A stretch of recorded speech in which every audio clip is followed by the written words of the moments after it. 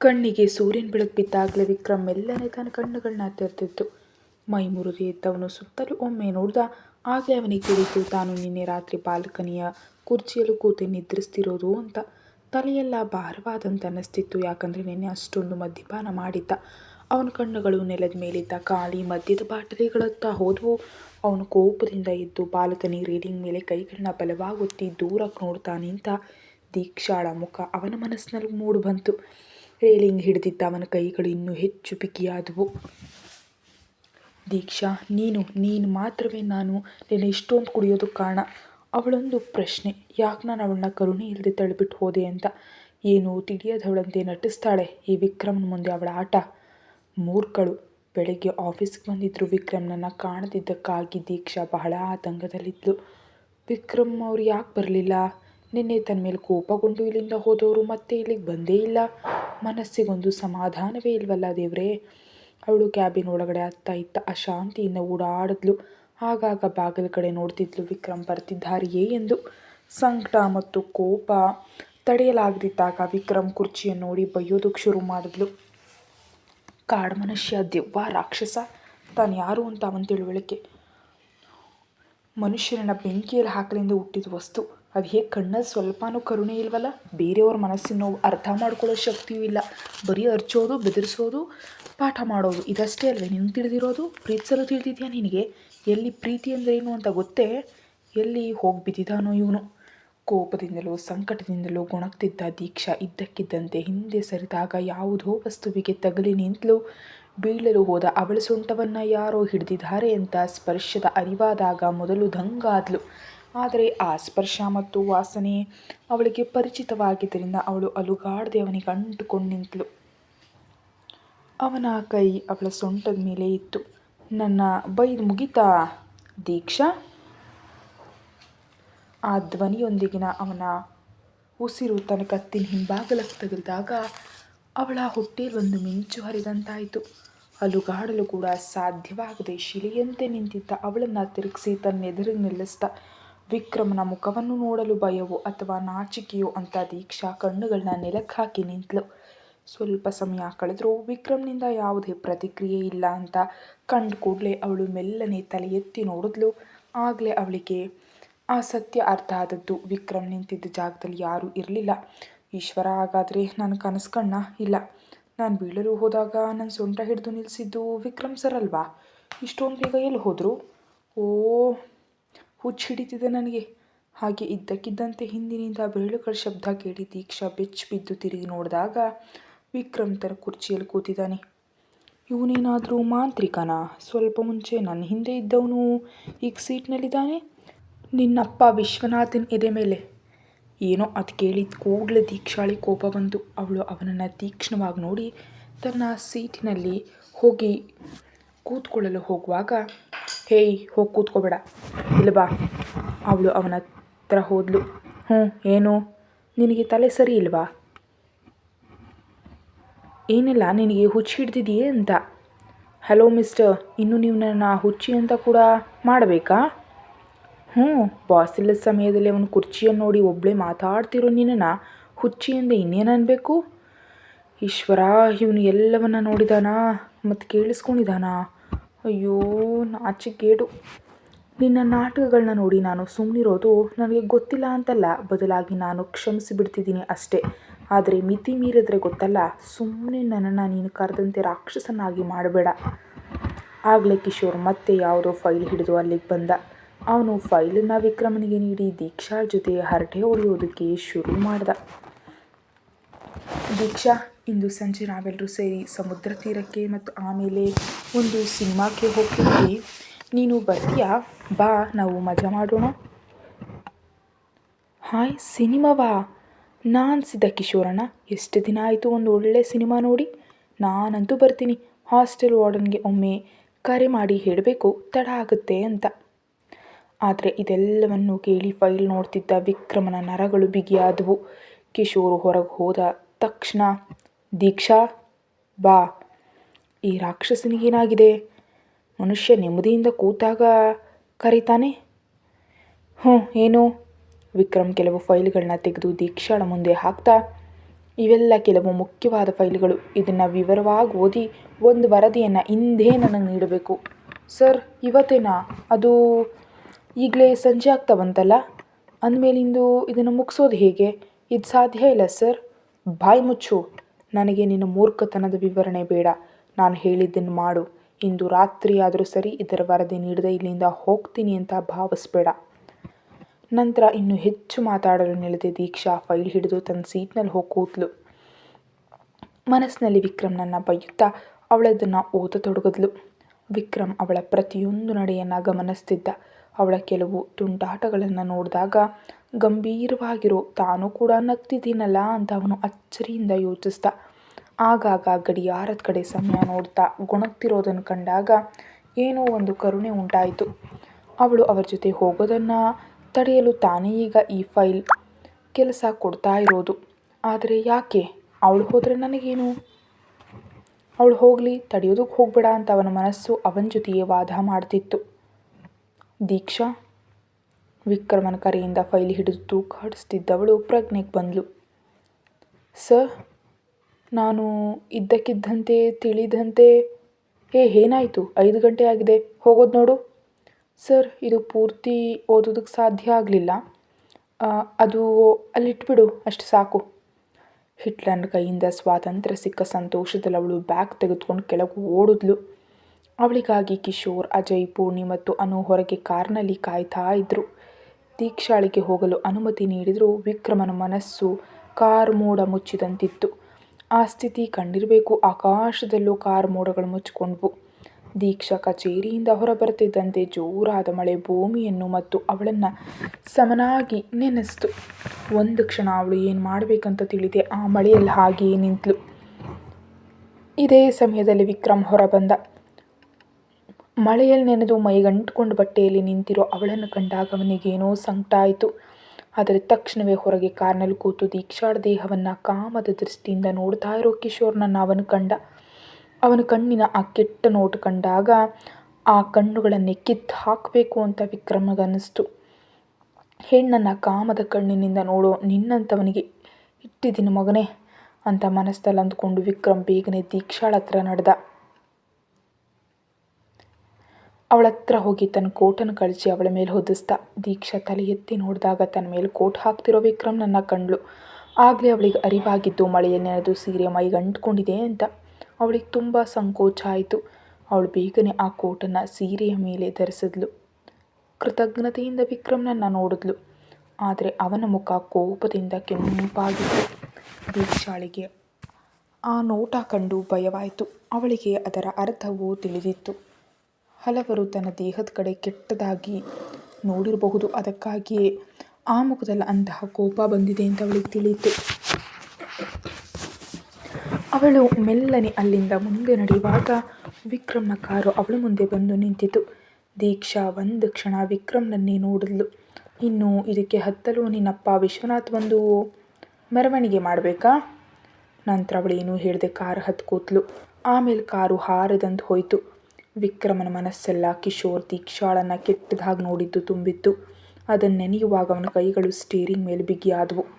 Car ಒಂದು ಗರ್ಜನೆಯೊಂದಿಗೆ hostel ಅಂಗಳದಲ್ಲಿ ಬಂದು ನಿಂತು. ದೀಕ್ಷಾ ಮೆಲ್ಲನೆ ಕಾರ್ನಿಂದ ಇಳಿದ್ಲು. ಸರ್, ಅವಳು ಮೆಲ್ಲನೆ ಕರೆದ್ಲು. ಏನು? Thank you.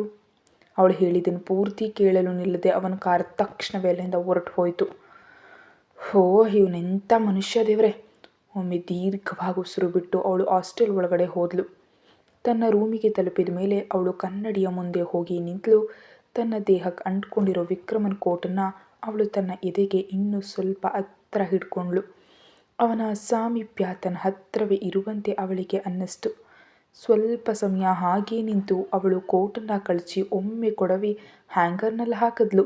ನಂತರ ಮುಖ ತೊಳೆದುಕೊಳ್ಳಲು ಹೋಗುವಾಗ ನೆಲದ ಮೇಲೆ ಬಿದ್ದಿರೋ ಪರ್ಸ್ ಕಂಡ್ಳು. ಅವಳು ಅದನ್ನು ಕೈಗೆತ್ಕೊಂಡ್ಳು. ಇದು ವಿಕ್ರಮ್ ಸರ್ ಅವರ ಪರ್ಸ್ ಅಲ್ವಾ? ಅಯ್ಯೋ, ಕೋಟಿನೊಳಗಿತ್ತು.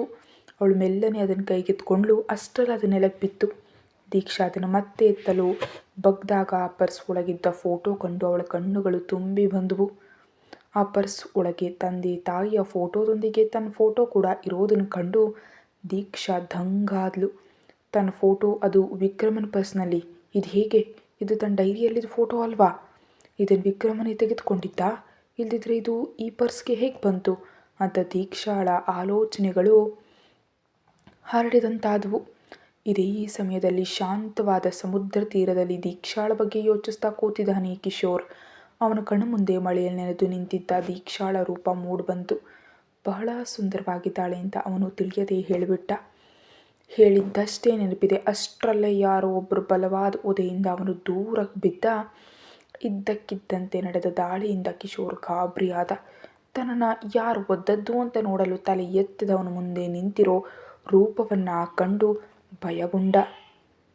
ಕಪ್ಪು ಹುಡಿ ಧರಿಸಿ ಮುಖವನ್ನು ಪೂರ್ತಿಯಾಗಿ ಕಪ್ಪು ಮುಖವಾಡದಿಂದ ಮುಚ್ಚಿದ್ದ ಒಂದು ರೂಪ. ಆ ಕತ್ತಲಲ್ಲೂ ಅವನ ಕಣ್ಣುಗಳು ಮಿಂಚುತ್ತಿದ್ವು. ಯಾರು ನೀನು? ಕಿಶೋರ್ ತೊದಲುತ್ತಾ ಕೇಳ್ದ. ಅಷ್ಟರಲ್ಲೇ ಆ ರೂಪ ಅವನತ್ರ ಬಂದು ಅವನನ್ನು ಎಳೆದು ಎಪ್ಸಿ ಹತ್ತಿರದ ಕಲ್ಲಿಗದುಮ್ತು. ಕಿಶೋರ್ ಅವನಿಂದ ತಪ್ಪಿಸ್ಕೊಳ್ಳಲು ನೋಡ್ದ. ಆದರೆ ಅವನ ಬಲಿಷ್ಠ ಕೈಗಳು ಅವನ ಮಣಿಕಟ್ಟನ್ನು ಹಿಸುಕ್ತಿದ್ವು. ಅವನ ಹಿಡಿತದ ಬಿಗಿಗೆ ತನ್ನ ಎಲುಬುಗಳು ಮುರಿತಿರುವಂತೆ ಅನ್ನಿಸ್ತು. ಆ ಅವನ ಧ್ವನಿ ಆ ಕಲ್ಲಿಗೆ ತಗಲಿ ಪ್ರತಿಧ್ವನಿಸಿತು. ನನ್ನನ್ನು ಯಾಕೆ ಹಿಂಸೆ ಮಾಡ್ತಿದ್ದೀರಾ? ನೀವು ಯಾರು? ನಾನು ನಿಮ್ಗೇನು ತಪ್ಪು ಮಾಡಿದ್ದೀನಿ? ಅವನು ನೋವಿನಲ್ಲೂ ಅವನನ್ನು ಕೇಳ್ದ. ನೀನು ಮಾಡಿದ ತಪ್ಪು ಏನಂತ ನಿನಗೆ ಗೊತ್ತಿದೆಯೇ? ಅವನ ಗಂಭೀರವಾದ ಧ್ವನಿಯಲ್ಲಿ ಕಿಶೋರ್ ಒಮ್ಮೆ ನಡುಗಿ ಇಲ್ಲ ಅಂತ ತಲೆ ಆಡಿಸ್ದ. ಒಬ್ಬ ಹೆಣ್ಣನ್ನು ಕಾಮದ ಕಣ್ಣುಗಳಿಂದ ನೋಡಿದೀಯಾ? ಒಬ್ಬ ಮಹಿಳೆಯಂಥ ಪರಿಸ್ಥಿತಿಯಲ್ಲಿ ಮಳೆಯಲ್ಲಿ ನೆನೆದು ಬಟ್ಟೆ ಮೈಗಂಟ್ಕೊಂಡಿರುವಾಗ ಅವಳನ್ನು ಕಾಮದಿಂದ ನೋಡಬೇಕಾ ಕಿಶೋರ್? ಅವನ ಕೈ ಕಿಶೋರ್ನ ಕೈಗಳನ್ನ ಹಿಡಿದು ತಿರುಗಿಸ್ತು. ಹೇಳಿ ಕಿಶೋರ್, ಹಾಗೆ ಮಾಡಬೇಕಾ? ಇಲ್ಲ ಇಲ್ಲ, ಸಹಾಯ ಮಾಡಿ. ಹಾಗಿದ್ದರೆ ನೀನು ಅವಳಿಗೆ ಸಹಾಯ ಮಾಡಿದ್ಯಾ? ಮತ್ತೆ ಅವನ ಕೈಗಳನ್ನ ಹಿಂದಕ್ಕೆ ತಿರುಗಿಸ್ತಾ ಅವನು ಕೇಳ್ದ. ನಿನ್ನ ತಾಯಿ ಅಂಥ ಪರಿಸ್ಥಿತಿಯಲ್ಲಿ ನಿಂತಿದ್ರೆ ಅವರಿಗೂ ನೀನು ನಿನ್ನ ಕಾಮದ ಕಣ್ಣುಗಳಿಂದ ನೋಡಿ ಹೀಗೆ ಮಾಡ್ತಿದ್ಯಾ? ಹೇಳೋ, ನೀನು ಹಾಗೆ ಮಾಡ್ತಿದ್ಯಾ? ಅವನ ಕೈಗಳನ್ನ ಇನ್ನೂ ಸ್ವಲ್ಪ ಜೋರಾಗಿ ತಿರುಗಿಸಿದಾಗ ಅವನ ಎಲುಬು ಮುರಿಯುವ ಶಬ್ದ ಹೊರ ಬಂತು. ಕಿಶೋರ್ ನೋವಿನಿಂದ ಕಿರ್ಚಾಡ್ದ. ಅವಳನ್ನು ಕಾಮದಿಂದ ನೋಡಿದ ನಿನ್ನ ಈ ಕಣ್ಣುಗಳನ್ನ ಕಿತ್ತು ಹಾಕಬೇಕಿತ್ತು, ಆದರೆ ಒಂದು ಸಲಕ್ಕೆ ಸುಮ್ಮನೆ ಬಿಡ್ತಿದ್ದೀನಿ. ಇನ್ನು ಮುಂದೆ ಯಾವುದಾದ್ರೂ ಒಬ್ಬ ಹೆಣ್ಣಿನ ಕಡೆ ನಿನ್ನ ಈ ಕಣ್ಣುಗಳು ಕಾಮದಿಂದ ನೋಡಿದ್ರೆ ನಿನ್ನ ಮನೆಯವರಿಗೆ ಅಂತಿಮ ಕಾರ್ಯ ಮಾಡೋದಕ್ಕೂ ನಿನ್ನ ಬೂದಿ ಕೂಡ ಉಳಿಯೋದಿಲ್ಲ. ಅರ್ಥ ಆಯ್ತೇನೋ ನಾಯಿ? ಅಷ್ಟು ಹೇಳಿ ಅವನನ್ನು ಮಣ್ಣಿಗೆ ತಳ್ದ. ಅವನನ್ನು ತೀಕ್ಷ್ಣವಾಗಿ ನೋಡ್ದ. ಅವನ ಕಣ್ಣಿನ ರಾಕ್ಷಸ ಭಾವ ಕಂಡು ಭಯದಿಂದ ಕಿಶೋರ್ ತಲೆ ತಗ್ಗಿಸ್ದ. ವಿಕ್ರಮ್ನ ವಾಸನೆ ಇದ್ದ ಕೋಟನ್ನು ತಪ್ಪಿಕೊಂಡೇ ದೀಕ್ಷಾ ನಿದ್ರಿಸ್ತಿದ್ಲು. ಬೆಳಿಗ್ಗೆ ಏಳುವಾಗ ತನ್ನ ಎದೆ ಮೇಲೆ ಅಂಟ್ಕೊಂಡಿದ್ದ ಆ ಕೋಟನ್ನು ಕಂಡಾಗ ನಿಜಕ್ಕೂ ವಿಕ್ರಮ್ ತನ್ನ ಹತ್ತಿರವೇ ಇದ್ದಂಥವಳಿಗನ್ನಿಸ್ತು.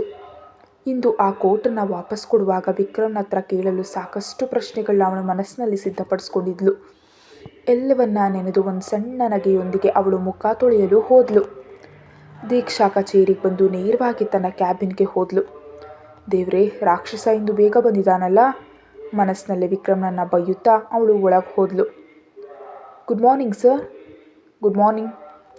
ಸೀಟ್ನಲ್ಲಿ ಹೋಗಿ ಕೂತ್ಕೊಳ್ದೆ ಅಲ್ಲೇ ಸುಳಿದಾಡ್ತಿದ್ದ ದೀಕ್ಷಾಳನ್ನು ಕಂಡು, ಏನು ಸರ್, ಥ್ಯಾಂಕ್ ಯು.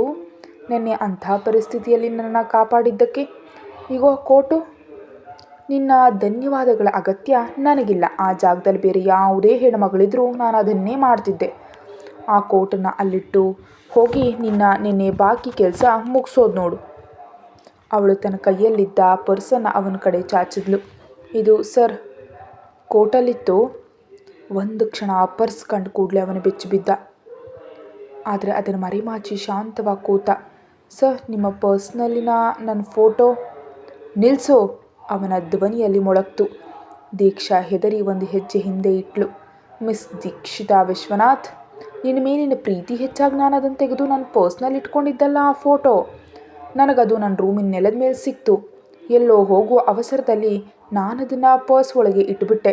ನಂತರ ಆ ಕ್ಷಣದವರೆಗೂ ನಾನು ಅದನ್ನು ನೋಡಿಲ್ಲ. ಅಂತಹ ಒಂದು ಫೋಟೋ ನನ್ನ ಪರ್ಸ್ನಲ್ಲಿ ಇದೆ ಅನ್ನೋ ನೆನಪೂ ನನಗಿರಲಿಲ್ಲ. ಸರಿ, ನಿನ್ನ ಅನುಮಾನಗಳು ತೀರಿದ್ವಲ್ಲ, ಹೋಗೋದು ನೋಡು. ಈ ಫೋಟೋ ಕೂಡ ತಗೋ, ನನಗಿದ್ರ ಅಗತ್ಯ ಇಲ್ಲ. ಇಷ್ಟು ಕಾಲ ಅದು ನಿಮ್ಮ ಹತ್ರ ಇತ್ತಲ್ವೇ, ಆದ್ದರಿಂದ ನನಗದು ವಾಪಸ್ ಬೇಡ. ನಿಮಗೆ ಬೇಡ ಅಂದರೆ ಅರ್ಧ ಹಾಕಿ.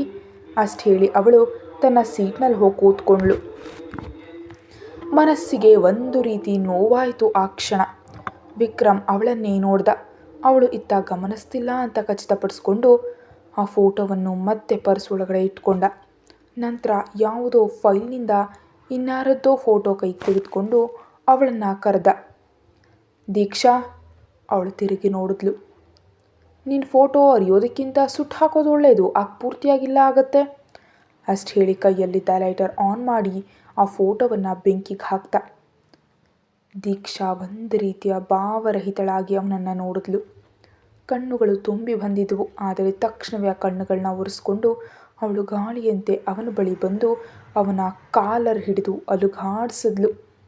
ನೀನೊಬ್ಬ ರಾಕ್ಷಸ, ಒಬ್ಬ ನಿಜವಾದ ರಕ್ತಪಿಶಾಚಿ. ನಿನ್ನಿಂದ ಇದಕ್ಕಿಂತ ಹೆಚ್ಚನ್ನೇ ನಿರೀಕ್ಷಿಸಿ ನಾನು ಇಲ್ಲಿ ಕೆಲಸಕ್ಕೆ ಬಂದಿದ್ದು ಮಿಸ್ಟರ್. ಭಾವನಾತ್ಮಕವಾಗಿ ನನ್ನನ್ನು ಒಡೆಯೋದಕ್ಕೆ ಇನ್ನೂ ನಿನಗೆ ಸಾಧ್ಯ ಇಲ್ಲ ವಿಕ್ರಮ್ ಸರ್. ಯಾಕಂದರೆ ಇದು ಆ ಹಳೆ ದೀಕ್ಷಾ ಅಲ್ಲ. ನೀವೀಗ ಸುಟ್ಟು ಹಾಕಿದ್ದೀರಲ್ಲ, ಹಾಗೆ ಆ ಹಳೆ ದೀಕ್ಷಾ ಕೂಡ ಸತ್ತು ಮಣ್ಣಾಗಿದ್ದಾಳೆ. ಅದಕ್ಕೆ ಇದೆಲ್ಲವನ್ನು ತೋರಿಸಿ ನನ್ನನ್ನು... ಏನು ದೀಕ್ಷಾ, ನಿಲ್ಲಿಸ್ಬಿಟ್ಟೆ? ಉಳಿದುದನ್ನು ಹೇಳು. ಏನಿಲ್ಲ, ನನಗೆ ನಿಮ್ಮ ಜೊತೆ ಏನು ಮಾತಾಡೋದಕ್ಕೆ ಇಷ್ಟ ಇಲ್ಲ. ಅಷ್ಟು ಹೇಳಿ ಅವಳು ಮತ್ತೆ ಕೋಪದಿಂದ ತನ್ನ ಸೀಟ್ನಲ್ಲಿ ಬಂದು ಕೂತ್ಲು. ಅಲ್ಲ, ನಾನು ಇಷ್ಟೆಲ್ಲ ಹೇಳಿದ್ರು ಈ ರಾಕ್ಷಸನನ್ನು ಏನೂ ಮಾಡಲಿಲ್ವಲ್ಲ. ಅವನ ಸ್ವಭಾವಕ್ಕೆ ನನ್ನನ್ನು ಈಗ ಗೋಡೆಗೆ ಅಂಟಿಸ್ಬೇಕಿತ್ತು. ಈಗೇನಾಯಿತು? ಏನೇ ಆಗಲಿ, ಆದರೂ ನನ್ನ ಸುಂದರವಾದ ಫೋಟೋ ಸುಟ್ಟು ಹಾಕಿದ್ನಲ್ಲ ರಾಕ್ಷಸ. ಸ್ವಲ್ಪ ಸಮಯ ಕಳೆದ ನಂತರ ಒಳಗೆ ಬರಬಹುದೇ ಸರ್? ಬಾ. ಒಳಗೆ ಬಂದವನನ್ನು ಕಂಡು ದೀಕ್ಷಾ ದಂಗಾದ್ಲು. ಎರಡೂ ಕೈಗಳಿಗೆ ಪಟ್ಟಿ ಕಟ್ಕೊಂಡು ಬಂದ ಕಿಶೋರ್ ಏನಾಯಿತು? ಸತ್ಯವನ್ನು ಹೇಳಲು ಸಾಧ್ಯವಿಲ್ವಲ್ಲ, ಆದ್ದರಿಂದ ಅವನು ದೊಡ್ಡ ಸುಳ್ಳನ್ನು ಹೇಳ್ದ. ಸರ್, ನಿನ್ನೆ ರಾತ್ರಿ ಬೈಕ್ ಅಪಘಾತ ಆಯಿತು. ಬಿದ್ದಾಗ ಕೈಯೆಲುಬು ಮುರಿಯಿತು. ವಿಶ್ರಾಂತಿ ಬೇಕಂತ ವೈದ್ಯರು ಹೇಳಿದ್ದಾರೆ. ನಾನು ರಜೆ ಕೇಳಲು ಬಂದೆ. ಓ ಸರಿ, ನೀನು ಗುಣ ಆಗೋವರೆಗೂ ರಜೆ ತಗೋ. Thank you sir. ಹಾಗಿದ್ರೆ ನಾನು ಹೊರಡ್ತೀನಿ.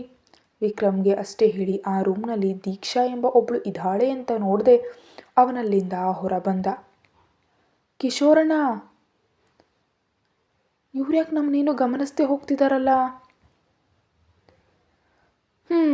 ನಿನ್ನನ್ನು ಗಮನಿಸಿದ್ದಕ್ಕೆ ಯಾವುದೋ ಒಂದು ರಾಕ್ಷಸ ನನ್ನನ್ನು ಈ ಸ್ಥಿತಿಗೆ ತಂದಿದ್ದು ಅಂತ ಅವನು ಮನಸ್ಸಲ್ಲೇ ಅಂದ್ಕೊಂಡ. ಕಿಶೋರಣ್ಣ. ದೀಕ್ಷಾ, ನಾನು ಹೊರಡ್ತೀನಿ, ತುಂಬ ಸುಸ್ತಾಗ್ತಿದೆ, ಆಮೇಲೆ ನೋಡೋಣ. ಅಷ್ಟು ಹೇಳಿ ಅವನು ಬೇಗ ಕ್ಯಾಬಿನ್ನಿಂದ ಹೊರಗೆ ಹೋದ. ಈ ಕಿಶೋರಣ್ಣನಿಗೇನಾಯಿತು? ಇಲ್ದಿದ್ರೆ ದೀಕ್ಷಾ ಅಂತೆಲ್ಲ ಹೇಳಿ ತುಂಬ ಮಾತಾಡ್ತಿದ್ರು. ಇಂದು ಕಂಡು ಕಾಣದಂತೆ ಹೋಗ್ತಿದ್ದಾರೆ. ಏನಾಗಿದೆಯೋ ಏನೋ. ಎಲ್ಲವೂ ಒಂದೇ. ತುಟಿ ಮೇಲೆ ನಗೆಯೊಂದಿಗೆ ವಿಕ್ರಮ್ ತನ್ನ ಸೀಟ್ನಲ್ಲಿ ಹೊರಗೆ ಕೂತ. ಮಧ್ಯಾಹ್ನ ಊಟ ಮಾಡಿ ಬರುವಾಗ ದೀಕ್ಷಾ, ಅಜಯ್ ಮತ್ತು ನವೀನ್ ಮಾತಾಡ್ತಾ ಇರೋದನ್ನು ಗಮನಿಸಿದ್ಲು. ನವೀನ್, ನಿನಗೆ ಗೊತ್ತಾ, ಕಿಶೋರ್ಗೆ ಅಪಘಾತವಾದದ್ದೇನೂ ಅಲ್ಲ. ಮತ್ತೆ ಅವನನ್ನು ಯಾರೋ ಚೆನ್ನಾಗಿ ಹೊಡೆದಿದ್ದಾರೆ. ಏನು? ಹೌದು, ಅವನು ನಿನ್ನೆ ಮಧ್ಯರಾತ್ರಿ ನಮ್ಮ ದೀಕ್ಷಾ ಮಣಿಯಲ್ಲಿ ನೆನೆದ ರೂಪವನ್ನು ಮನಸ್ಸಿನಲ್ಲಿಟ್ಕೊಂಡು ಸಮುದ್ರ ತೀರದಲ್ಲಿ ಕೂತಿದ್ದಂತೆ. ಆಗಲೇ ಪೂರ್ತಿ ಮುಚ್ಕೊಂಡಿದ್ದ ಕಣ್ಣುಗಳು ಮಾತ್ರ ಕಾಣೋ ಒಂದು ರೂಪ ಅವನನ್ನು ಹೊಡೆದು ಕೆಳಗೆ ಹಾಕಿದ್ದು.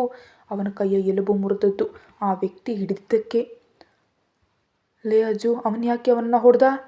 ಅವನು ನಿನ್ನೆ ಮಳೆಯಲ್ಲಿ ನೆನೆದು ನಿಂತಿದ್ದ ದೀಕ್ಷಾಳನ್ನು ಕಾಮದೃಷ್ಟಿಯಿಂದ ನೋಡಿದ್ದಕ್ಕೆ. ನಂತರ ಅಲ್ಲಿ ನಡೆದ ಘಟನೆಗಳೆಲ್ಲ ಅವರು ಮಾತಾಡ್ಕೊಳ್ತಾ ಇರೋದನ್ನು ದೀಕ್ಷಾ ಪರದೆಯ ಹಿಂದಿನಿಂದ ಕೇಳಿಸ್ಕೊಂಡ್ಳು. ಆದರೂ ನವೀನ್, ಯಾರಾಗಿರಬಹುದು ಆ ವ್ಯಕ್ತಿ? ಯಾರೇ ಆದರೂ ಅವನು ಭಯಂಕರ, ಒಬ್ಬ ರಾಕ್ಷಸ. ಹೌದು, ಯಾರದು ಅಂತ ನನಗೆ ಗೊತ್ತು. ಮುಕ್ತಲ್ ಅರಳಿದ ನಗೆಯೊಂದಿಗೆ ದೀಕ್ಷಾಳ ಕಾಲುಗಳು ವೇಗವಾಗಿ ತನ್ನ ಕ್ಯಾಬಿನ್ ಕಡೆ ನಡೆದ್ವು. ಕತೆ ಮುಂದುವರಿಯುತ್ತೆ. ಹೆಚ್ಚಿನ ವಿಡಿಯೋಗಾಗಿ ಮೆಂಬರ್ಶಿಪ್ ತಗೊಳ್ಳಿ. Thank you.